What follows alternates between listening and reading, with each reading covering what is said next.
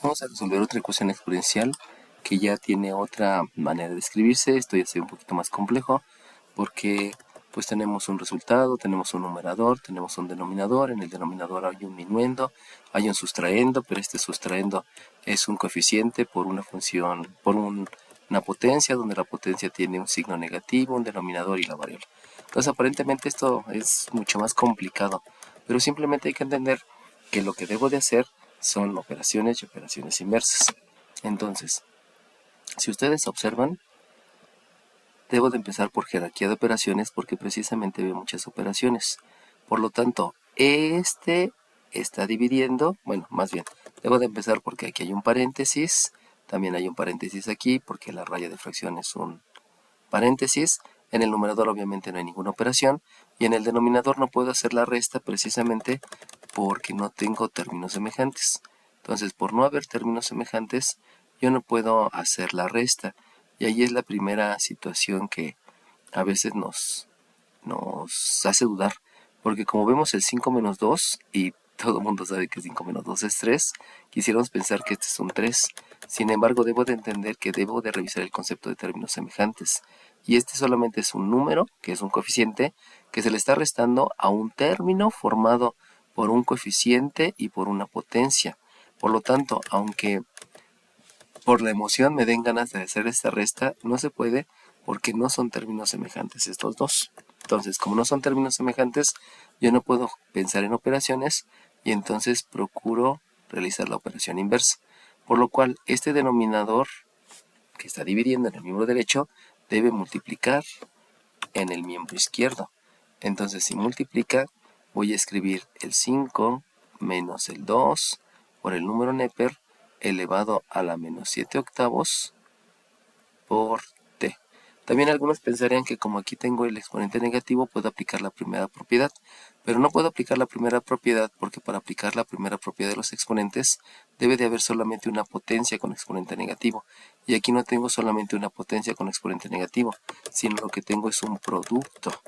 Y ese producto me impide que pueda aplicar la primera propiedad de los exponentes.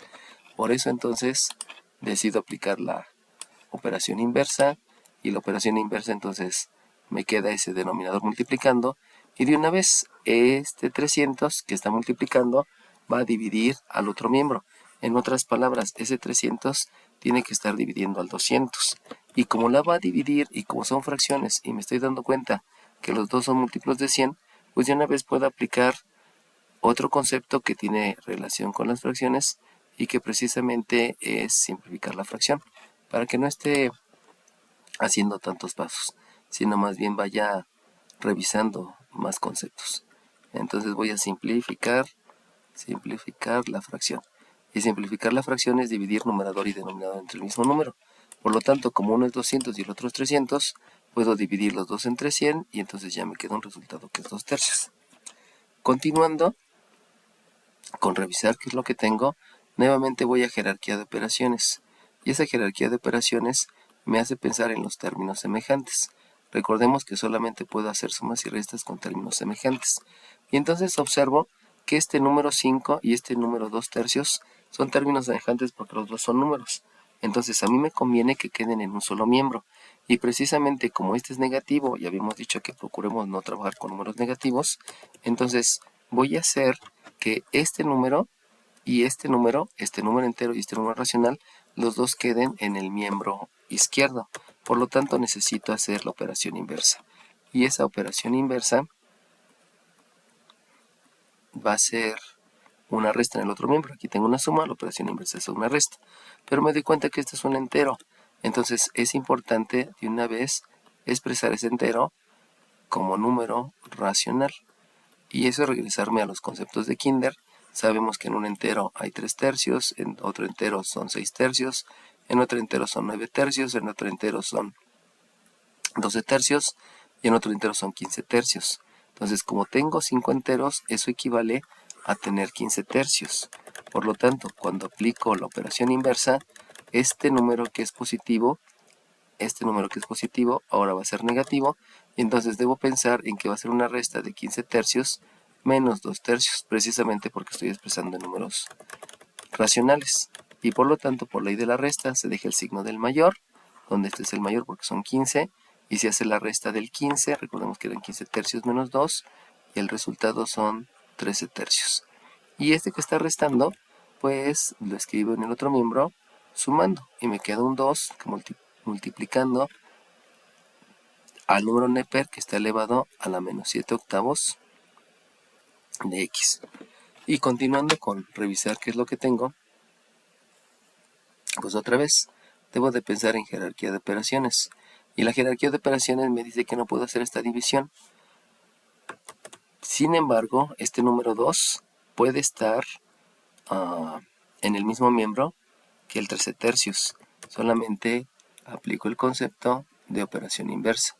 Y en la operación inversa, este 2 está multiplicando, por lo tanto la operación inversa es que este 2 ahora va a dividir, y como va a dividir debe escribirse al lado del 3, por lo tanto estaría multiplicando al 3, y por el concepto de operación inversa, entonces voy a escribir un 13 sobre 6, y ese va a ser el número Lemper elevado a la menos 7 octavos de t. Y de ahí volvemos a repetir ese signo negativo, siempre como que es preferible tenerlo positivo. Por lo tanto, para que quede positivo, vamos a aplicar la primera propiedad de los exponentes, donde la primera propiedad de los exponentes menciona que si tengo una potencia con exponente negativo, puedo escribir su recíproco con exponente positivo. Por lo tanto, aquí escribiré un 13 sextos, aplico el recíproco, intercambio numerador con denominador, y entonces voy a escribir un 1 en el numerador dividido entre el número Neper elevado a las 7 octavos de t. Y entonces, ahora sí puedo aplicar lo que les había mencionado hace un rato, que es la propiedad de las proporciones. Habíamos mencionado que en la propiedad de las proporciones me indica que en toda proporción, recordemos que una proporción es una igualdad entre dos números racionales. Entonces, si yo tengo una proporción, la propiedad de las proporciones menciona que sus recíprocos también son iguales. Entonces puedo intercambiar numerador por denominador, y de una vez, para que la incógnita quede en el miembro izquierdo, vamos a aplicar la propiedad reflexiva, donde la propiedad reflexiva me permite intercambiar el miembro izquierdo y el miembro derecho. Por lo tanto, escribo el número Neper elevado a las 7 octavos de t, y eso va a ser el recíproco, donde el recíproco es 6 treceavos. Y de ahí, como ya nada más tengo una base, puedo aplicar la definición de logaritmo. Y la definición de logaritmo me indica que el logaritmo es el exponente, precisamente el 7 octavos de t, al que se eleva la base, donde la base es el número Neper, para obtener la potencia. Recuerden que toda base elevada al exponente es la potencia. Entonces aquí tengo un 7 treceavos. Y nuevamente, aplicando el concepto adecuado de acuerdo a lo que yo tengo, pues observo que si quiero calcular el valor de la incógnita, pues este 7 octavos debo de escribirlo en el otro miembro. Y eso se hace a través de una operación inversa. Y con la operación inversa, este 8 está dividiendo, la operación inversa es que multiplique, y este 7 está multiplicando, la operación inversa es que divida. Y también de una vez aplico la propiedad reflexiva para que la incógnita no me quede escrita en el miembro derecho, sino quede en el miembro izquierdo. Por lo tanto, la incógnita ya la escribo en el miembro izquierdo, y recuerden que este 7 va a dividir en el otro miembro, este 8 va a dividir en otro miembro, va a multiplicar en otro miembro, perdón, y entonces obtengo un 8 séptimos por el logaritmo neperiano. Y como ya me di cuenta que aquí hay una división, pues de una vez podemos aplicar la segunda propiedad de los logaritmos. Entonces aplicamos de una vez la segunda propiedad de los logaritmos, y la segunda propiedad de los logaritmos menciona que si yo tengo el logaritmo de una división, se puede escribir como el logaritmo del numerador menos el logaritmo del denominador. Por lo tanto, escribo 8 séptimos que multiplica, porque recuerden que en lugar de un logaritmo ahora voy a escribir 2, uniendo y sustrayendo, sería el logaritmo neperiano de 6 menos el logaritmo neperiano de 13. Y entonces me estoy topando con un inconveniente. Habíamos dicho que debe ser solamente números primos y el 6 no es un número primo. El 13 sí es un número primo. Entonces, vamos a expresar en factores primos. Y si yo expreso en factores primos, yo sé que el 6 se puede expresar como un 2 por 3.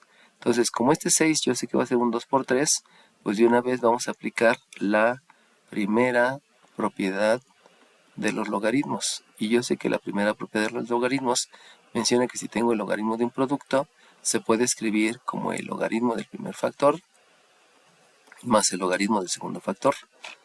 Por lo cual, ya puedo escribir que la incógnita va a ser un 8 séptimos multiplicado por un logaritmo neperiano de 2, al cual le debo de sumar un logaritmo neperiano de 3, y a ese resultado hay que restarle un logaritmo neperiano de 13.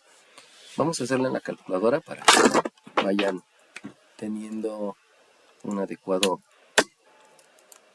uso de la misma. Y entonces primero vamos a calcular el logaritmo neperiano de 2. O sea, primero voy a calcular lo de los paréntesis. Voy a escribir los resultados parciales para que los vayan viendo en su calculadora y que vayan teniendo más seguridad en los cálculos.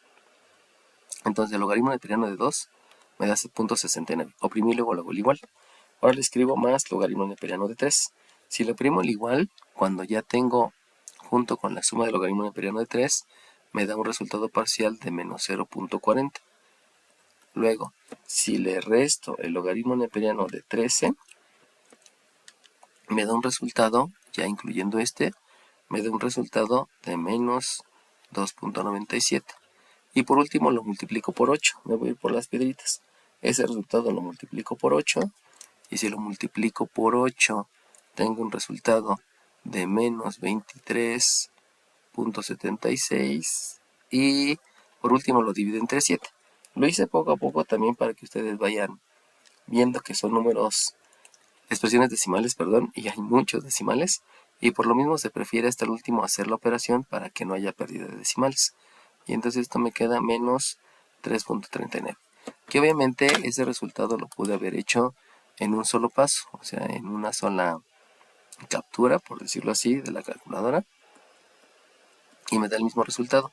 Ahorita lo hice paso por paso para que estuvieran checando que hay muchos decimales y hay pérdida de información.